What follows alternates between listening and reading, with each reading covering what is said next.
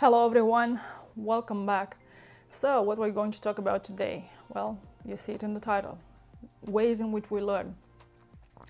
And I'm going to start by saying something what Buddha said, that life is suffering. He wasn't the only one who said that throughout the ages, but now I'm saying it too, not to copy that or to repeat that, but as an understanding that I live, that I experience. Because true understanding is embodying that, is actually living that understanding. But I will add one more, well, a little more detail to that, because I wouldn't say just life is suffering, because life is meaningless. But at the level of this reality, life is suffering because it's limited. And what is actually the problem? Polarity. But then again, polarity, it's not really a problem. It is the way it is experienced at a certain level of energy. Because beyond a certain level of energy, that doesn't become a problem, because you can see both sides, but you will think in a different way. It's hard to explain if you're not there. Anyway, so in order to recognize polarity, well, that in itself, it's a problem for most people to understand.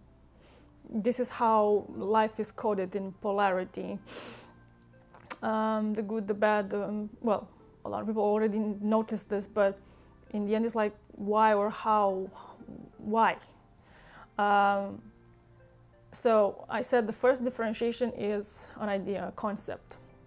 And the best way to actually experience that, it's at the level of story, where that inside of another idea, inside of another idea, concept, thing, whatever, becomes a story that you work with. And you, by doing that in this type of like binary way, you extract understandings.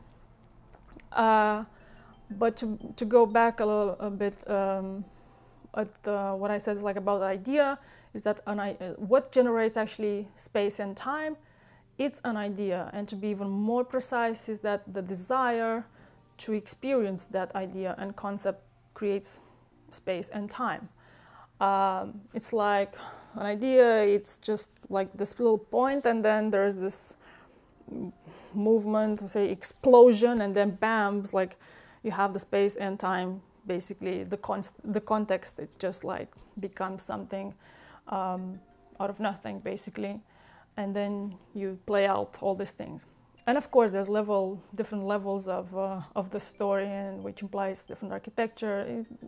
This already goes into another direction, another video for another time. So polarity is the problem here. Then again, it's not the problem. The problem is that because you have no other way but moving from one end to the other, and move throughout the spectrum from one end to the other, this creates frustration,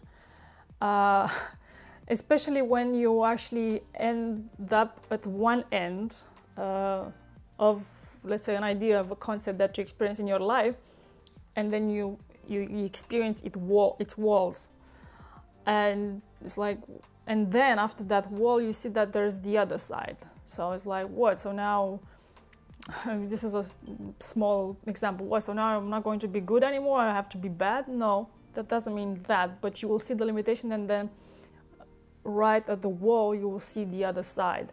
That's very interesting. It's like, it's a continuum, and that's why it feels like, especially in this space and time at this level, most of the arguments feel like we're running in circles.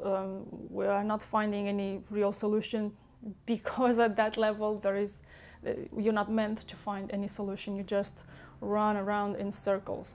That's the big trap here, and that's why most people feel trapped in a lot of things. I don't want to go into those things now. I find they're still quite delicate subjects, but just to give you an idea. So, but to overcome this is actually to move in the middle, to live a balanced way. And then you become aware of the pattern. And when you become aware of the pattern, it's much easier to transcend. And then how you transcend that? you surrender. And as easy as it sounds, it's not easy, because you have put already in place a lot of beliefs around those things, those ideas, those concepts, meaning you have created meaning and things like that. So you have to demolish all of those things to actually, and that is the process of letting go. And then you move beyond that or behind that concept. And then you actually have the true power. And it's like, oh, okay, so I can see both sides, but I don't necessarily have to participate into this limited thing. And I can make my decision based on the point of observation of where I am now. Yeah, this is how you actually transcend polarity. Another thing is why it's so hard for most people to actually even see patterns in their lives. One, I said, is because of codes and energy and what happened here. But it's another thing. It's part of the mechanism that of the experience. Because when we immerse ourselves in an experience, you do not have any more space to become aware that that is a pattern or something, how should I say, pre-made or built, like you are in a simulation, but you are aware of the simulation. Well, I told you that I was born with that, but most people are not born with that. And not necessarily that's a bad thing that you do not have the space anymore, because to really fully immerse yourself in the experience, you need to really be there. And then you don't feel anymore the space that, like, oh, so that's it. But then again, this is the negative stuff here, because you get trapped in time. And that's why I said that I was born with this thing, like, oh, so this is the screen, but there's an escape button, and I can minimize this window and go into another window. But then again, I can still have the full immersion in the experience, but pull out of it if I want to, if I choose so. And most people don't have that, and I explained why. In the end, there is just the process of zooming in and zooming out from a pattern to actually, that gives you the understanding that, again, that's a pattern, that's limited, that's what creates the problem, suffering. When you zoom out, you change the relationship with the elements and how you interact with them, and then they either lose importance, and then you say, oh, why are they obsessed about that? And then you see, like, you know, it's like if you work with 3D tools, isn't like as I did, and obviously that helped, or maybe it was supposed to be like that. Obviously it was supposed to be like that. All this abstraction for me always made sense, and then I started to live them from inside out. So it's just basically a process of zooming in and zooming out in things. And when you do that, this alters the perception of things. You can see that, as I said, at one level of energy, all you have is the screen, and you say, that's my reality, there's nothing else. And if you, as I said, if you do not have enough, well, light codes, things like that, to even make you think that there is another thing that could exist, well, I explain what you can do when you are in that situation. But to actually, one more example is like, because I think I talk about this in Path to Freedom or in Disconnected, I think. Yeah, I'm talking about the previous videos that I made. There's a lot of people that, myself included, have went through traumatic situations, horrible things, but that was to be pulled out of something or pushed into something to understand through these movements something, to come to an understanding. And usually what happens when you feel like your life is being destroyed and there's nothing else is, as I said, you're being pulled out of that situation. You are being given perspective. And then it's like, oh, wow, okay, so this is basically what it is. But most people, really most people, do not have the patience, because when you're in that space, sort of like, okay, stay here, and look at it, like, look, don't run away, don't cry, or you can cry, but don't run away, stay here. And understand, please understand. It's a realization that happens, and then, oh, okay.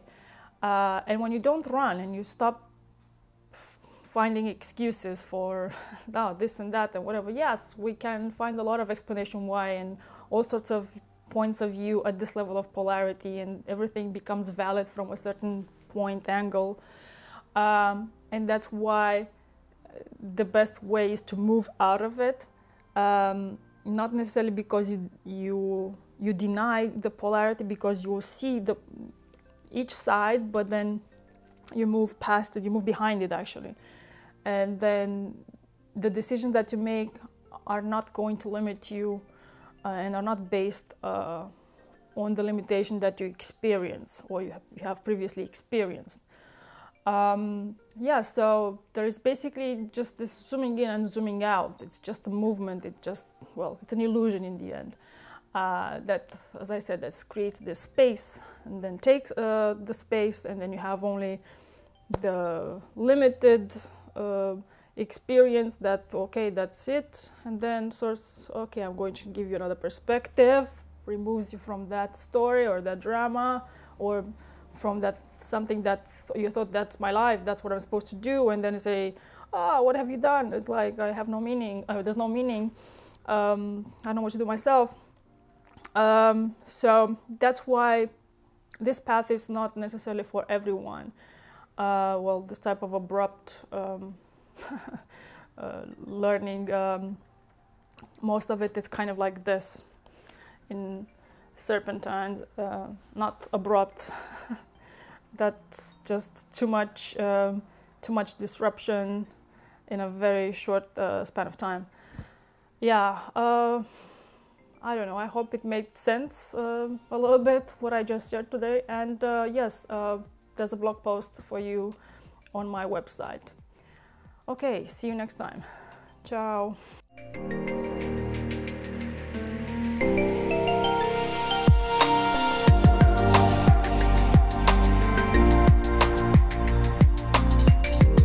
Also is because, by the way, competition actually is kind of like the middle path.